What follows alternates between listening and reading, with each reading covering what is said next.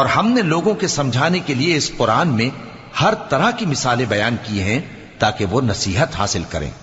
یہ قرآن عربی ہے جس میں کوئی عیب اور اختلاف نہیں تاکہ وہ ڈر مانے۔ اللہ ایک مثال بیان کرتا ہے کہ ایک شخص ہے جس میں کئی آدمی شریک ہیں مختلف مزاج کے، اور ایک آدمی پورے کا پورا ایک شخص کا غلام ہے۔ بھلا دونوں کی حالت برابر ہے؟ نہیں، الحمدللہ، مگر یہ اکثر لوگ نہیں جانتے۔ اے پیغمبر، تم بھی مرنے والے ہو اور یہ بھی مرنے والے ہیں، پھر تم سب قیامت کے دن اپنے پروردگار کے سامنے جھگڑو گے۔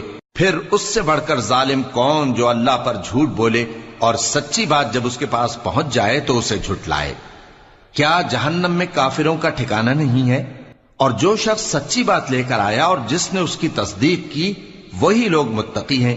وہ جو چاہیں گے ان کے لیے ان کے پروردگار کے پاس موجود ہے۔ نیک